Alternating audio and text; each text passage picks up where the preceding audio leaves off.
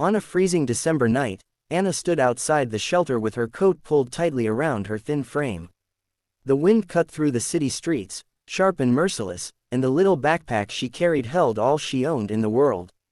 She had been running on empty for days, the last of her money gone, her stomach aching with hunger.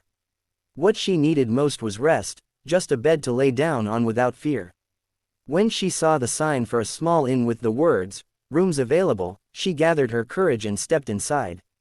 Behind the counter stood David, the innkeeper, a man in his late 30s with kind eyes that softened the hard lines of his face. He looked up from his ledger and studied her carefully. She looked exhausted, worn down by life in a way he recognized all too well. He cleared his throat and asked gently, "Do you need a room?" Anna hesitated, clutching her bag tightly. "Just a bed, I don't need anything else.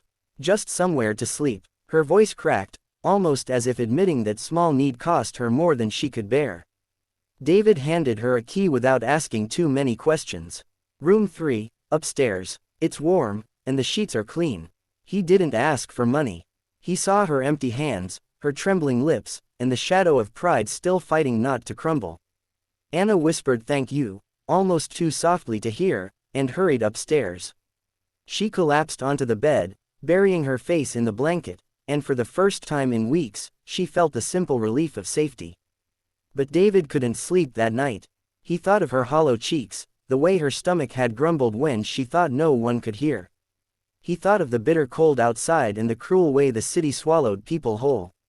The next morning, when Anna came downstairs to return the key, he had already set a plate of food on the counter. Scrambled eggs, toast, and a mug of hot coffee. She froze in the doorway, her eyes widening as the smell hit her. Her pride battled her hunger, but the trembling of her hands gave her away. David pushed the plate toward her. "Eat. No one should go hungry here." Tears filled her eyes as she sat down. She ate slowly at first, then faster, as if afraid it would disappear. Each bite felt like a piece of dignity being handed back to her. She looked up at him and whispered, "Why are you doing this?" David shrugged, his voice steady. "Because someone once did the same for me when I had nothing." Days passed, and Anna stayed. She offered to clean, to help in the kitchen, to fold sheets, anything to repay his kindness. But David never asked for repayment. He simply welcomed her presence, his quiet kindness wrapping around her like a blanket warmer than the bed she had first asked for. The walls she had built from years of struggle began to crack.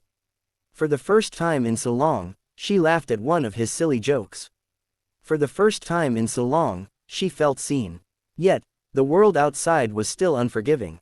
One night, Anna confessed her story. She had lost her job, then her apartment.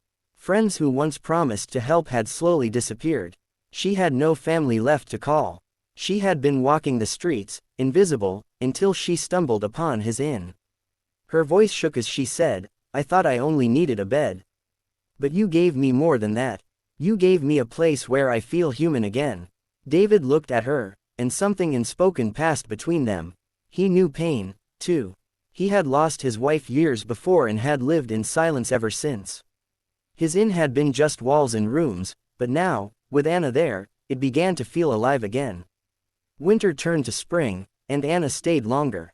What started as a bed became meals shared, laughter in the kitchen, long talks by the fire. Slowly, what was once survival began to look like healing. She found warmth not only in the blankets but in his presence, in the way his steady gaze made her believe in herself again. The hunger that once clawed at her was filled, not only with food but with belonging. One evening, as the sun set behind the city skyline, Anna stood at the doorway and whispered, "You promised just a bed. But I found heat, hunger, and home in your arms." David reached for her hand, his voice soft. Sometimes the smallest promise leads to the greatest gift. Their story was not about riches or grand gestures. It was about kindness when the world had none, about two broken people who found strength in each other. And in the quiet corner of a small inn, far from the rush of the city, Anna discovered that sometimes, what you think you need is only the beginning of what you truly deserve. The message of their journey was simple but powerful. One act of compassion can change the direction of a life. Sometimes, giving someone a bed can lead them to find a home, not in walls and roofs, but in the arms of someone who sees their worth. Would you like me to adjust the pacing so it fits perfectly into a 4-minute spoken YouTube narration, around 700 to 800 words, or should I leave it at this longer flow?